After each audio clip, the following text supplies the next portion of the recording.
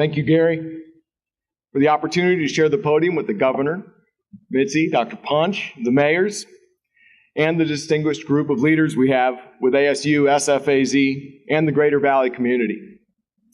We know from personal experience this kind of work does not come without dedication and hard work. And for that, I commend each and every person involved with this. For Heliae's piece of this occasion, I want to speak as a graduate, if you will. We're graduates. We see ourselves as graduates of the AZCATI program.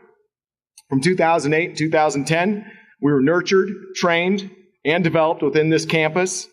And for the good of our industry, I expect there will be many more behind us. After all, it's not every day that a private company is founded and successfully spun out of the university context. This goes back to the jobs discussion. I'm here today because Heliae is a good example of university research being taken to industry. Our success has really come in large part from the site, the infrastructure, but most of all the people involved. And I think that's an important thing to recognize. You can have all the infrastructure you want in the world, but if you can't put the right people together who are willing to collaborate with private industry, you're not going to move ahead. Let me give you a bit of background on Heliae. Quite literally, we were born right there behind you in a building we called the Bunker. 2008, we had 10 people, almost 10 people, well-educated, highly motivated, very sunburned. We were not just a little startup in a garage, though. We had great collaboration and great partnerships between ASU, AZCATI, and Bill Harris's team at Science Foundation of Arizona. Heliae's genesis really stemmed from the Mars family, which is a $30 billion plus annual revenue company. It's a 100-year-old privately owned company. And they recognized there were going to be resource constraints as they got into the future in nutrition, soil, energy, and potable water. And that will have an increasing impact on all of our lives as we go through the next 20, 30, 50 years. It wasn't until they came to ASU, met with Dr. Sommerfeld, Dr. Who, and that they found a genuine path that could be a solution. And I want to preface this by saying we don't see algae as the only solution to our energy and nutritional needs in the future. We only see it as one. We really need to fill a gap with multiple technologies. Anyway, ASU offered the insight, knowledge, foundational research base that could address the vision that they acted through with investment. A matching grant with SFAZ was the other missing link to bringing funding and local state level support to Heliae and increase the odds of our success. As Dr. Harris had mentioned, it is difficult to get a university-public partnership together with a private enterprise and make the ambition and the motivations work together.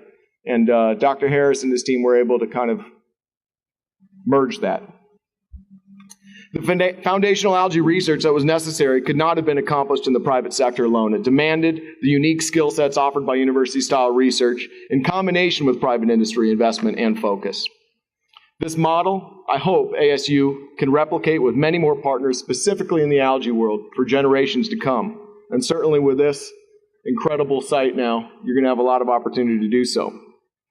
Since we left the campus here, we sort of graduated in 2010. We've gone ahead and built a 15,000 square foot headquarter building right there in Gilbert, 2 acres of production. We've completed our first phase out there with a full operating research development program, but as well demonstration scale production platform where we can go from strain all the way through the production process and then hydrotreat it into a jet fuel on site. Based on the foundational learnings we gained here at AZCATI, in the last 15 months, we've been fortunate to have raised an additional $30 million, all of which is invested within 15 miles of this site, grew our team from 10 people to over 70, filed over 120 patents, have already had 7 issued. We're making all sorts of food, fuel, and chemical samples, going through feed trials and such. And now, recently, with the help of our leadership in Gilbert, we've just leased 20 acres next door to our facility and have expectations to start a commercial facility in construction in 2013. So with this, the goal of research done on a university campus is to positively impact society by proving the concept here and then pushing that concept out into industry where they can hone it, scale it, and commercialize it. We're in the final processes of this now. So we congratulate ASU and AZCATI and the state on this new expanded facility and the potential it will offer not only to academic research on campus, but to the burgeoning algae industry in Arizona, and that will benefit from the strength of this center, the expanded facilities, and most of all for us, the stellar staff that you have here. All this would not happen without the support of our policymakers, and we want to thank the governor and her administration for the leadership and support of our most valued partners, the Science Foundation of Arizona, ASU, and now recently, University of Arizona. These organizations offer powerful capabilities that support a private-public partnership environment, drive technology investment in areas that reap major rewards for the people of Arizona, our country, and in fact, the world. Governor Brewer's efforts are putting our state on the map as the global epicenter of algae technology, and I want to see that continue. So not to be overly political, there is a House bill that we will want to ask the support of the governor's administration and your administration's support. It's HB 2225 and 2226. These are the last steps in getting Arizona into true commercial algae production. And what it asks for is simply that algae be treated as an agricultural product, just as any other agricultural tomato, citrus, or any other. So in conclusion, we want to wish you all the best and success in technology development as we look to the future of sustainable production of food, fuel, and chemicals utilizing technology created right here in this magnificent new facility. So I thank you, and I'm going to have, I think, Gary come up for closing remarks.